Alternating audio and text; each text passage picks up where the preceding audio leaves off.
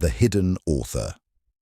Every decision you think you make consciously was already decided somewhere you cannot see. Before your mind forms a thought, something deeper has already chosen for you. Your brain manufactures the feeling of choice after the decision is made, not before. This is the most terrifying discovery about the human mind.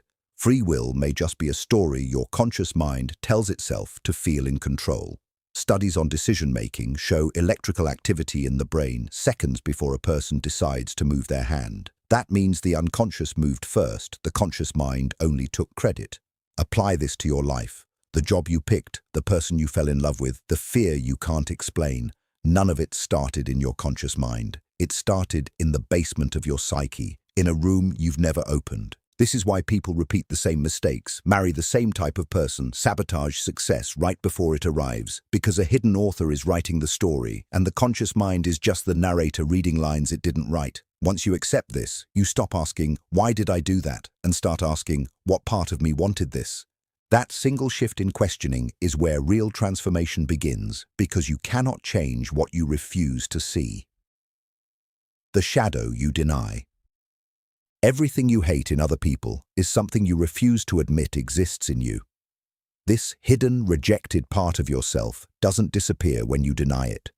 It grows in the dark and controls you from behind a curtain. The unconscious keeps a record of every emotion you suppressed, every anger you swallowed, every desire you called wrong.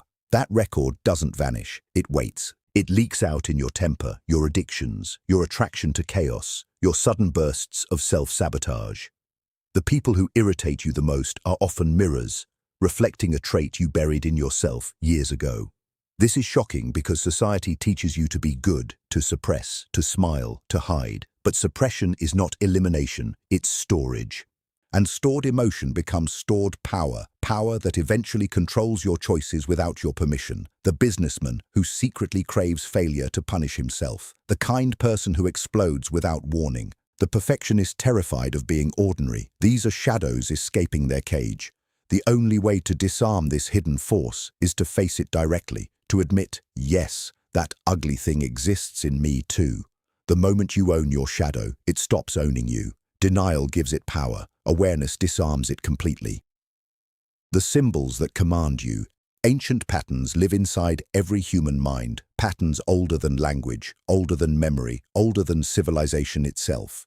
These patterns show up as recurring characters, the hero, the villain, the wise old figure, the innocent child, the destroyer. You don't invent these patterns, you inherit them the way you inherit eye color. And these inherited patterns quietly decide who you trust, who you fear, who you fall in love with, and who you admire without knowing why. This is why certain stories make you cry even though they're fiction. This is why certain strangers feel instantly familiar. This is why some leaders can command millions without saying anything logical. They are speaking directly to these ancient patterns, bypassing your logic completely. Advertisers know this. Cult leaders know this. The most persuasive people in history didn't win with facts. They won by triggering the exact symbol your unconscious mind was already primed to obey. When you see a leader as a savior or an enemy as a monster, you are not reacting to reality. You are reacting to a symbol that convinced your unconscious mind that reality is playing out an ancient story again. Learning to recognize these patterns is like being handed the script everyone else is unconsciously performing without knowing it. The nightly messenger. Every night, your mind sends you an encrypted message, and most people delete it before reading it. Dreams are not random noise. They are the unconscious mind's only direct language, spoken in symbols because it has no other way to reach you. The problem is nobody teaches you the alphabet. So the warning dream, the repeating nightmare, the strange figure who keeps appearing, they get dismissed as just a dream, while they're actually rehearsals for real emotional conflicts your waking mind refuses to face. This is shocking because it means you are in constant communication with a part of yourself that knows things your conscious mind hasn't figured out yet.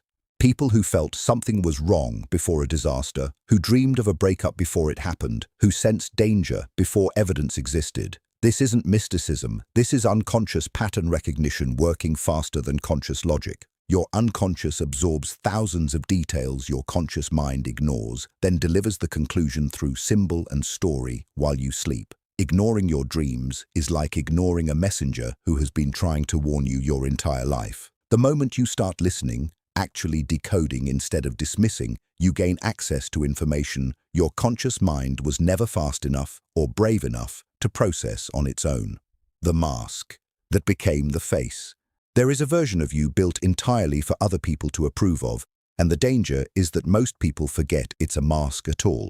This performed identity gets so convincing, so rewarded, so reinforced by praise that people mistake the mask for their actual self. This is why successful people collapse from the inside while looking perfect from the outside. This is why some people cannot answer the question, "What do you actually want?" because they've spent so long answering, "What should I want?" that the real voice underneath went silent from neglect. The unconscious keeps track of this gap. Every day you perform instead of exist, the gap widens, and one day it collapses as burnout, as a breakdown, as an affair, as suddenly quitting everything with no explanation. That collapse isn't a malfunction. It's the true self forcing its way back to the surface after being buried under decades of approval seeking. This is shocking because it means the successful version of you might be the least real version of you, a costume so well worn you forgot you put it on. The unconscious never forgets what's real. It waits patiently for the moment the mask can no longer hold, and it always finds that moment eventually. The war between who you are and who you could become. This is shocking because it means the version of you sitting here right now reading this is not the final version. There is another version buried underneath, waiting, more powerful, more honest, more whole. And the only thing standing between you and that version is your willingness to stop looking away from what's already inside you. What if every decision you've ever made in your life was never actually made by you? What if the job you chose, the person you fell in love with, the fear that grips you at 3 a.m. for no reason? What if none of it started in the part of your mind you call you? What if there is a hidden author inside your skull, writing your story minutes before you even realize a decision is being made, and your conscious mind is simply the actor reading lines it never wrote? This is not a theory to make you feel powerless. This is the most liberating discovery you will ever hear, because once you see the hidden author, you can finally start editing the script. Somewhere beneath your awareness lives a room you have never opened.